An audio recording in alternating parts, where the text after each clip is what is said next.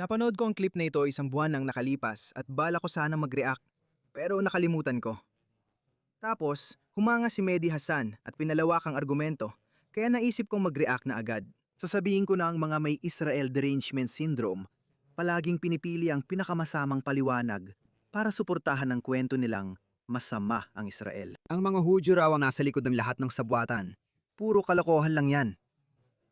Mukhang pati si Tucker Carlson ay apektado na ng Israel derangement syndrome. Pero may maganda rin siyang punto sa dulo. Sa ngayon ako sa konklusyon niya, pero hindi sa pagkaintindi niya.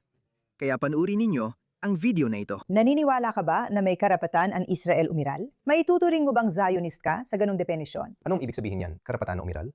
Pag-iral ang Estado ng Israel pero may karapatan ito. Anong ibig sabihin yan? Na hindi mo iniisip na dapat itong mawala. Sa halip ay dapat magpatuloy ang pag-iral nito bilang isang estado sa ngayon. Kaya hindi ka sang-ayon sa Iran halimbawa. Hayaan mo ako magtanong dahil tinanong mo ako. Makatarungan lang na hilingin ko sa iyo na ipaliwanag ang termino para masagot ko ito. Dalawa ang tanong mo. Una, naniniwala ka bang may karapatan ng Israel na umiral? Pangalawa, dapat bang magpatuloy ito bilang estado-nasyon? Oo, kita mo. Kaya hindi niya maintindihan. Iisa lang ang tanong. Kung naniniwala kang may karapatan ng estado na umiral, yun ang konsepto ng United Nations. Kahit na hindi natin gusto ang North Korea, hindi natin gusto ang ilang mga bansang hindi maganda. Pero may karapatan silang umiral. Dahil kinikilala natin na sila ay mga soberanong estado. Kaya kapag kinilala natin na isang soberanong estado ito, may karapatan itong umiral at walang bansang pwedeng magsabing dapat itong burahin sa mapa. Iyon ang ibig sabihin noon. Sa loob ng 47 taon, sinasabi ng Islamikong rehime ng Iran na buburahin nila ang Israel sa mapa. Naimbento ng Israel ang parira lang. May karapatan ba kaming umiral? Kapag sinagot mong oo, ibig sabihin ay hindi mo sinasabing dapat silang mawala. Dahil may ilang tao tulad ni Tucker Carlson na tunay na naniniwala na walang karapatan ng Israel na umiral. Kaya napakahalaga ng pagkakaibang iyon. Magkaiba ang mga tanong na yan. Kaya madalas kong marinig mula ng malikha bilang isang pampulitikang entidad noong 1948 upang umiral. Oo, yan mismo ang ibig sabihin nito. Kaya nga may mga bansa na kumikilala sa ibang bansa. May mga bansa rin na hindi kumikilala sa ibang bansa. Halimbawa, hindi kinikilala ng Pakistan ang Israel. Dahil dito, wala silang diplomatikong ugnayan. Ang mga bansa sa kanlurang Europa na tumanggap sa Israel ay may ugnayang diplomatiko sa isa't isa. Iyan ang ibig sabihin ng karapatang umiral. Kapag may nagtatanong kung may karapatan siyang umiral at mabuhay, sasabihin ng Estado na oo, may karapatan kang mabuhay. Sisisuraduhin naming mabubuhay ka pa rin. Poprotektahan namin ang iyong buhay, kabuhayan, at pamilya. Yon ang ibig sabihin nito. Pero pagdating sa mga bansa, mayroon tayong United Nations na sinasabing isang organisasyon na nagbubuklod sa lahat ng bansa. Kaya ito ay isang moral na tanong, Tucker Carlson. May karapatan ba tayong umiral? Nakikita mo ba kami na karapat dapat mabuhay o hindi? Kung sasabihin mong hindi, sige, kung ganun. Kalaban mo kami at ipapakita namin sa'yo kung anong kaya namin gawin. Ganyan din ang posisyon ng Israel tulad ng ibang bansa. Anong masama doon? Iyan ba ang tinatanong mo?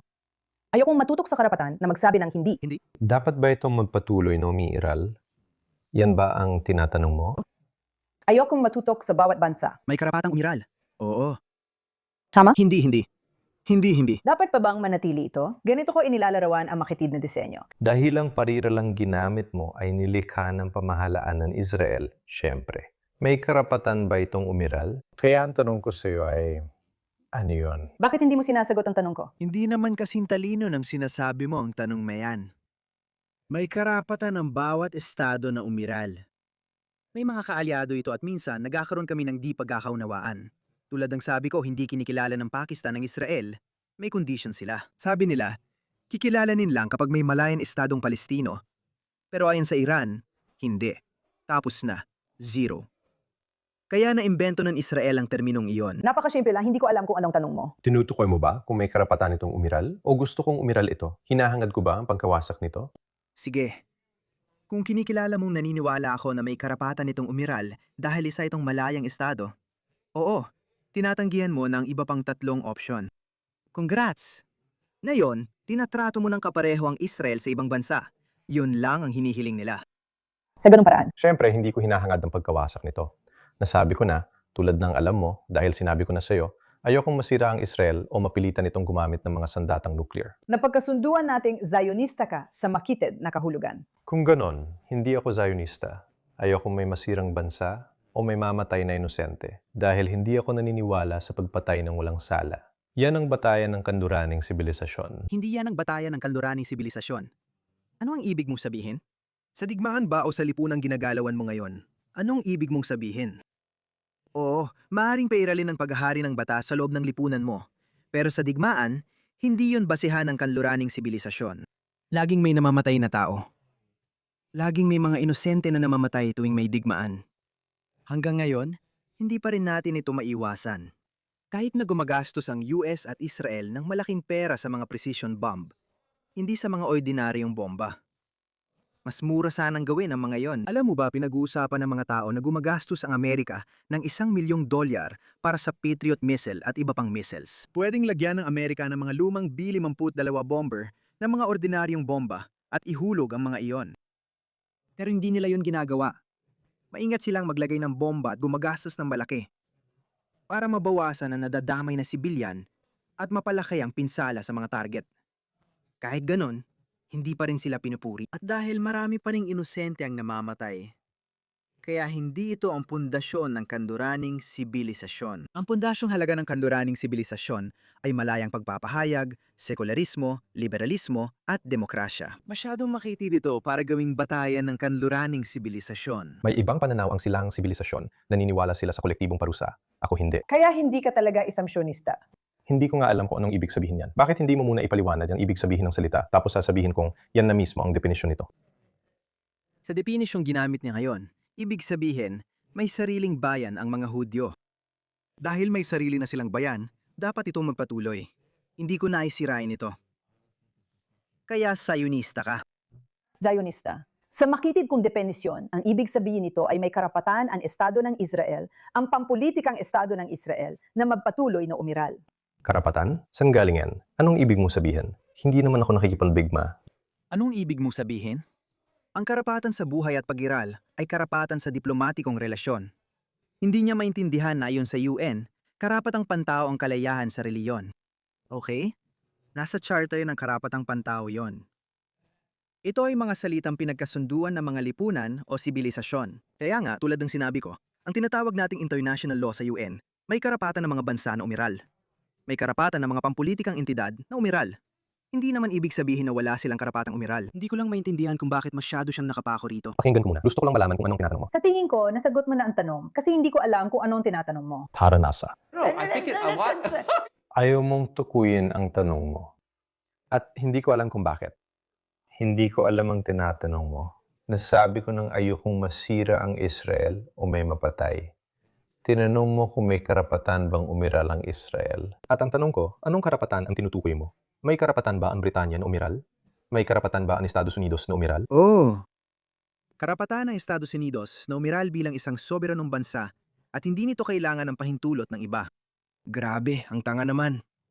Bakit hindi sinasalakay ng mga kalapit na kapangyarihan ang maliit na bansang Estonia sa makabagong panahon? Dahil sa NATO at lakas ng Amerika. Pero sa batas internasyonal, isa itong malaya at soberanong estado na may karapatang umiral bilang pampulitikang entidad. Walang ibang bansa ang may karapatang angkinin ito dahil maliit ka o dahil marami kaming mga etnikong tao sa teritoryo mo.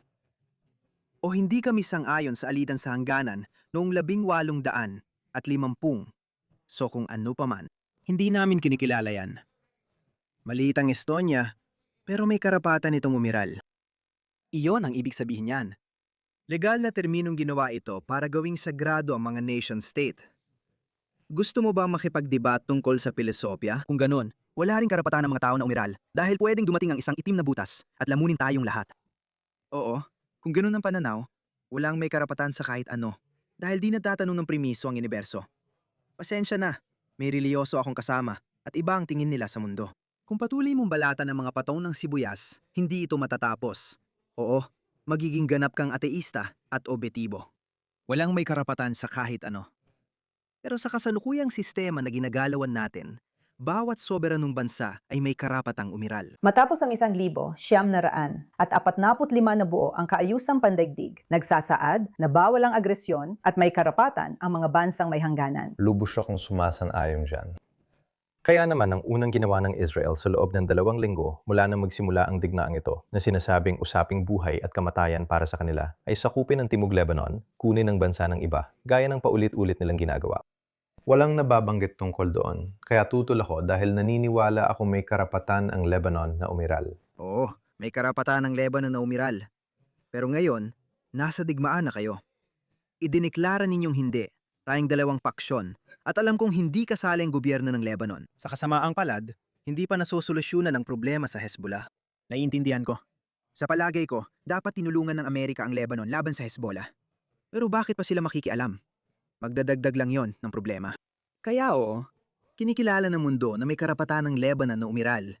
Kinikilala rin ng mundo na mga sibilisadong bansa na may karapatan din ng Israel na umiral. Ngayon, nag-aaway na ang 2 panig dahil sinasabi ng isa, nagpapakawala kayo ng mga rocket sa teritoryo namin at pinapatay ang mga tao namin. Para maneutralize ang banta, kukunin namin yan.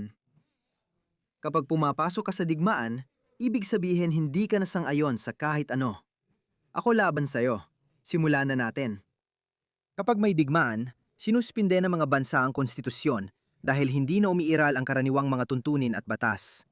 Kaya mali ang ganung pananaw. Hindi ibig sabihin na dahil may karapatan silang umiral, hindi na pwede ang digmaan. Sa digmaan, parang sinasabi mong wala ng panlabas na patakaran. Kapag nilabanan mo ako, lalabanan din kita. Kaya nga kapag may mga Israeli na nagpo-post na, "O, tingnan mo ang ginagawa ng Iran at binabato kami ng mga missile." Hindi ko kailanman na-tweet yan. Alam mo, hindi ko pa yan na-tweet. Parang, guys, tara na. Digmaan niya na gusto niya namang labanan. At ayos lang naman yun. Kung nasa Israel ako, sasabihin kong putulin ng ulo ng pugita ang rehimeng Islamiko. Pero hindi ako iiyak kung tamaan ng missile ang Israel. At sa tingin ko, maraming Israeli parang sanay na sila dito. Matapang nilang hinaharap ito. May karapatan silang umiral, pero napansin ko na laging may isang bansang hindi nabibigyan ng karapatan. Hindi ko yan sinabi. Pinapalabas mong sinabi ko yon. Dahil naniniwala ako, kasi itong sagot ko sa tanong mo. Para sa akin, ang kamantayan ay dapat para sa lahat. Kung hindi, hindi ito tunay na pamantayan. Sumasang-ayon ako dyan. May kinikilingan tayo. Tulad ng magkaibang tingin sa Australia at Hilagang Korea. Sige, pero ayon sa UN, may karapatang umiral ang Hilagang Korea. Tigil putukan lang ang meron sa Hilaga at Timog at wala pang legal na kasunduan sa katayuan ng bansa. Pero kahit sa ganung mga kalagayan, ang mga tao ay, Hilagang Korea? Sige, bahala ka. Gawin mo ang gusto mo. Pero may mga kinikilingan tayo. Gusto mo bang makipagnegosyo sa Australia o sa Hilagang Korea? Normal lang na may kinikilingan tayo, Tucker Carlson. Siguro gusto mo lang ipakita ang kabutihan mo at marangal mong paninindigan. Gusto ko ng pamantayan para sa lahat. Sinusubukan naming ipatupad ito ng pantay, pero sa realidad, hindi ito laging nangyayari. Ayon sa internasyonal na batas, bawal gumawa ng mga teroristang grupong hindi bahagi ng estado para umatake sa isang soberanong bansa. Hindi mo pwedeng gawin yon, pero hindi ito iniintindi ng Islamikong rehime ng Iran. Ayaw nilang sundin ang internasyonal na batas, kaya nagkakaproblema. At ngayon, ang mga bansa tulad ng Israel na suportado ng kanilang nakatatandang kapatid na Amerika ay hahabulin ka at bubumbahin ka dahil ngayon ay nasa digmaan na tayo. Kahit hindi pa opisyal ang deklarasyon ng digmaan ng Amerika, nasa digmaan na tayo. Wala nang halaga ang mga patakaran. Hindi ko maintindihan bakit siya nagdadalawang isip sa karapatang umiral. Oo, may karapatan silang umiral, gaya ng Australia. Ang UK, Inglaterra, at iba pang bansa ay may karapatang umiral. Kung sila'y inatake ng di makatarungan, tutulungan sila ng mga kaalyado. Kaya may posisyon tayo. Nalusubin ng Rusya ang Ukraine, wala namang dahilan dahil hindi naman sila inatake ng Ukraine. Laban yon sa batas internasyonal. At lalong masama pa, yon ay pag-atake sa kapwa-demokrasya na gusto natin. Sige, alam ko na may ilang maga na tao na hindi gusto ang Ukraine sa kung anong dahilan. Mayroon din silang Zelensky Derangement Syndrome. Si Trump ay may konting Zelensky Derangement Syndrome din. Labag yon sa batas internasyonal. Ang UN ay mas mataas na ahensya pero hindi ibig sabihin na lahat ay dapat pumili ng panig. Ang buong dahilan ng pakikidigma ay dahil hindi ako sang-ayon sa nangyayari rito. Gumawa si Putin ng mga walang kwentang dahilan na Nazi raw sila. Kahit Hudyo si Zelensky. Kasama siya sa Azov Brigade, na isang maliit na rasistang batalyon. Pero isa lang yon na batalyon. Hindi nun kinakatawan ng buong Ukraine. Gumawa lang si Putin ng palusot, pero gusto lang niyang sakupin ang ilang teritoryo. Habang tumatanda ang diktador, nagiging mas paranoid at obsessed siya sa legacy niya.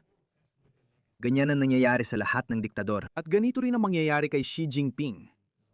Susubukan niyang sakupin ang Taiwan habang nabubuhay pa siya. Kaya ang mundo ay malulubog sa digmaang hindi pa naranasan. At ito pa ang isa pang susi dito. Kaalyado ng China ang Iran. Kapag natanggal ang Islamic regime ng Iran, mag-iisa ang China. Kaya may isa pang elemento sa digmaang ito. Ngayon, ang Israel ay demokrasya. Madalas sabihin ng Iran na buburahin nila ito sa mapa at palaging inatake ang Israel. Noong Oktubre 7, 2023 ang huling insidente. Kaya makatarungan na lumaban ng Israel sa Islamic regime ng Iran. Wala namang masama rito. Kung kinikilala natin ang karapatan ng Israel na umiral, dapat din nating kilalanin na may karapatan ng Iran na umiral bilang isang estado, pero hindi ang kasalukuyang rehimen dahil sa kanilang mga gawain.